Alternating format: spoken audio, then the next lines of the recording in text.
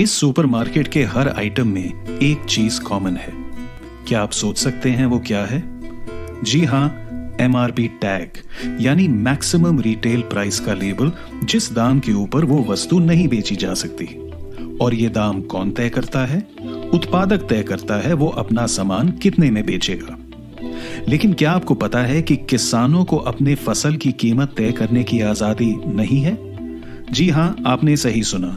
जिस अनाज से आपका हर रोज खाना पकता है, पेट भरता है, उस अनाज को बाजारों में सही कीमत पर बेचने के लिए किसानों के पास आजादी नहीं है।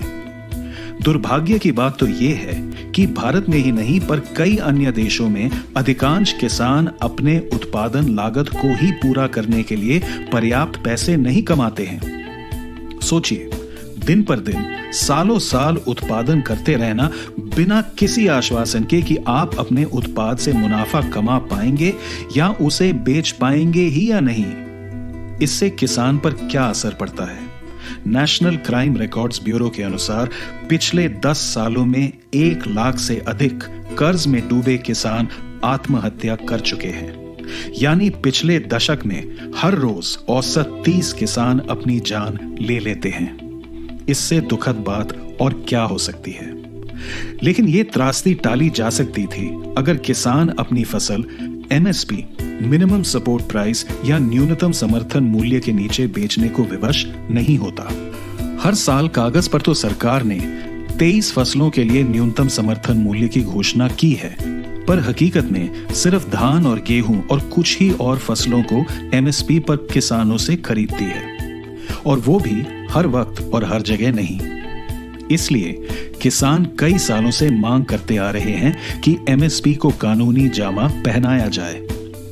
अगर MSP को कानूनी बनाया जाता है तो ये कृषि उत्पादों के लिए सही प्राइस टैग बन सकता है। दिवंगत कृषि विशेषज्ञ MS स्वामीनाथन ने MSP कैलकुलेट करने का फॉर्मूला निकाला था, जिसे C2+50 फॉर्मूला कहा जाता है। स्वामीनाथन आयोग ने किसानों की आय बढ़ाने के लिए उन्हें उनकी फसल लागत का 50% ज्यादा देने की सिफारिश की थी। किसान भी यही मांग रहे हैं। सरकार ने MS स्वामीनाथन को भारत रत्न तो दे दिया है, पर उनके फॉर्मूले से मुंह मोड़ लिया है। जिस तरह हमें MRP पर चीजें खरीदने का अधिकार है, वैसे ही किसानों को भी अपनी फसलों को MSP पर बेचने का हक है। अगर औद्योगिक घराने अपनी उत्पाद मनचाहे कीमत पर बेच सकते हैं, तो किसान अपनी उपज सही सुनिश्चित दाम पर क्यों नहीं बेच सकते? उन्हें मार्केट की मर्जी पर क्यों छोड़ा गया है? क्या ये दोहरा मापदंड नहीं है? MSP का ये मतलब नहीं कि सरकार किसान की सारी फसल खरीद ले, बल्कि कानूनी रूप से ये सुनिश्चित करे कि MSP के नीचे किसान अपनी फसल बेचने को मजबूर नहीं होगा।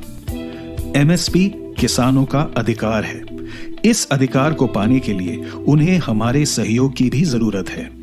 हम किसान का उगाया खाना तो खा लेते हैं, पर उसके अधिकार की मांग का समर्थन क्यों नहीं करते?